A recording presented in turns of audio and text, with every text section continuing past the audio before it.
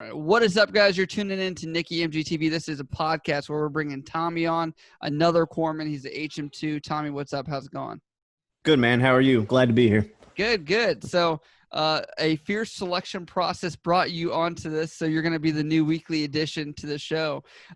So as far as that goes, give us a background. I know it, but for the fans out there that are going to watch this, give us your background. I already kind of sold the light by saying you're HM2, but how long you been in, where you been, all that kind of stuff. Absolutely. So I joined the Navy January 3rd, 2012. I was 22 years old when I joined. Came in a little bit after graduated high school, went to college for a few years, did some work. I was a plumber for a little bit, bunch of odd and end jobs. I got married, and I was like, well, I need to figure out a better career here. My whole family's Navy, so it was just kind of, I didn't really look at any other branch. Went and joined the Navy. When I originally joined, I was in something called SCCF, which is like the AACF, but for submarines. So I went through boot camp, obviously, graduated in March of 2012, went up to Groton, Connecticut for submarine school. That was about a little over a year and a half long. I became a radioman. That's the rate I got out of the SCCF. Served on board the USS San Juan for almost 3 years, where I was going through a program called Mud Pups, which is to go to dive school, which you can do as a collateral duty on submarines. I ended up getting acute compartment syndrome in my legs. They call it like sports-induced compartment syndrome, and pretty much got told I can't be on submarines anymore because of it. So this was like early 2016. I sat on limb for about 7 months, and the Navy pretty much said, go corpsman or get out. So I decided to go corpsman. Went to Corps school down in San Antonio. I'm going to hold you real quick. What did you think about corpsman before you, because you had a sub IDC that you're like, all right, I know kind of what they do, right? Or you went to the clinic maybe, but were you even stoked to get corpsman out of that job selection? So it definitely was not my first pick, right? So I was trying to go like IT, ET, some sort of CT, kind of to do the similar stuff I was doing on submarines. Mm-hmm. And once I couldn't do that, my wife was like pregnant with our second child, and I was just grateful to at least be able to stay in, right? Because it was either, like I said, my last options pretty much came down to corpsman or get out. So, but kind of like what you just said, all I really knew about corpsman was my one sub IDC, except, that's all we have on board is just the one dock. We don't have any baby docks or anything like that.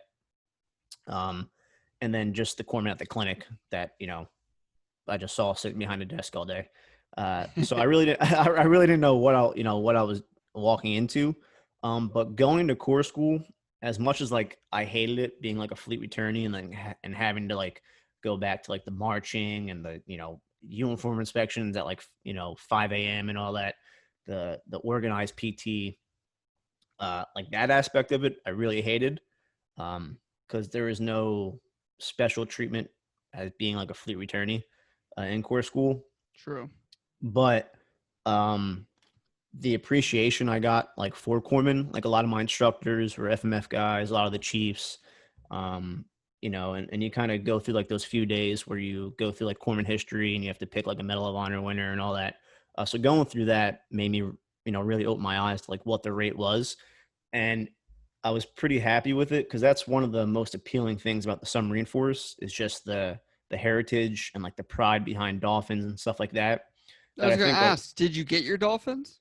Oh, of course. Okay. So you're showing up with and to add on to that, like from my perspective as someone that's never been on a sub, like that's like the epitome of being on a sub is if you have your Dolphins, you're legit, so it's held up there. So you coming from top dog, you have your Dolphins, your job now officially, to you don't know the job, you don't know the history, you're not FMF, to you're not anything anymore. It's kind of weird. Yeah, exactly. Dolphins is so you in the submarine force, it doesn't matter what rank you are. If you don't have Dolphins on your chest, you're a nobody to the crew until you have those Dolphins on your chest. So yeah, I luckily got my Dolphins. December 19th, 2014. I'll never forget the day I got my Dolphins. But yeah, so fast forward to core school, right? I gained this whole appreciation for the corpsman world, the rate, right? The history behind it, something just to be proud of, to call myself a corpsman and have that history that representing, or I could represent. My first duty station as a corpsman was Kings Bay, Georgia. That's probably the one perk I did get as a fleet returnee, was they let me pick my orders. And I was pretty nervous about changing communities. Yep. So I really wanted to go to try to stay as close to the submarine force as I could. Thinking that, hey, if I go to a clinic on a submarine base, my chain of command will probably be sub IDCs and kind of understand, where I'm coming from. Mm-hmm. And luckily that, that worked out really well for me. That's pretty much exactly what happened. All of the IDCs at Kings Bay were all sub IDCs. So it really helped me make that transition a lot, because, and especially now being in the surface fleet, like, things are done very different underwater compared to the rest of the Navy. Oh, definitely. So, but I was very grateful for that opportunity to serve at Kings Bay for my first duty station as a corpsman, which really helped me make that transition. And then in 2018, January of 2018, I got sent to a pre-com unit, which I really didn't know what that was. On board pre-com unit for USS Paul Ignatius DDG 117. And again, that was a really cool ride, just starting out as a crew in an office building, right, in the shipyard, kind of looking out the window, watching your ship be built, to actually taking the ship over, commissioning it, and then, kind of where we're at now, being an actually operated ship. So that's what I've been doing the past 2 years, is being a baby doc on board the newest naval destroyer, DDG 117. Now I'm here with you.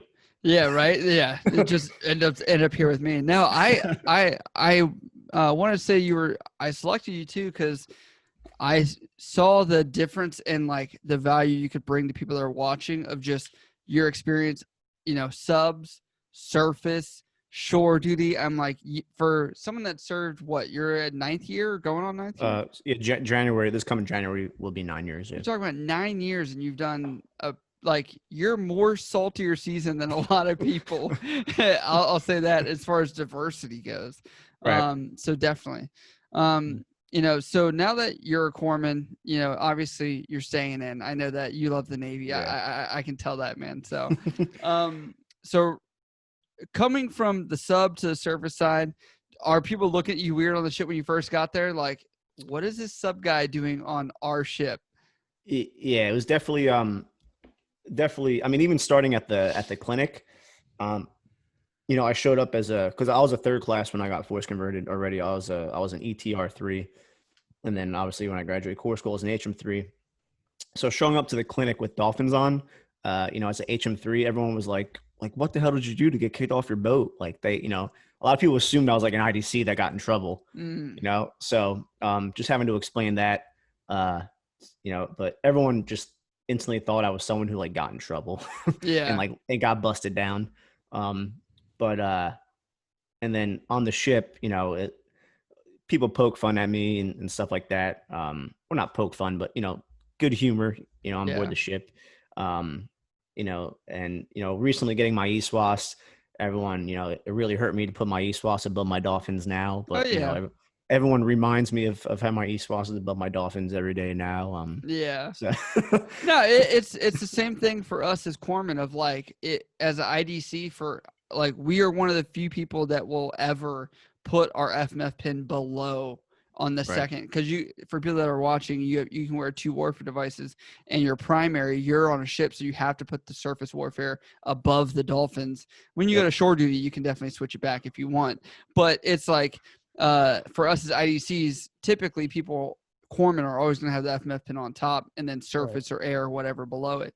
But as an IDC, we end up being very proud of our ship time, because it's like the hardest tour you can do. So eventually the surface trumps that FMF tour, because you're like, you don't know what came with this. And I think you can attest to that, how much work goes into it. Yeah. Like we said in text, like being a baby doc, I thought about becoming an IDC, right? That, you always hear guaranteed anchor, stuff like that. But being a baby doc and seeing what my IDC goes through, especially on a small boy, it's made me sick, Survival of the fittest. Yeah, it's I might do one more tour to think about that step. Oh, definitely, man. No, I mean, you definitely have the opportunity still. So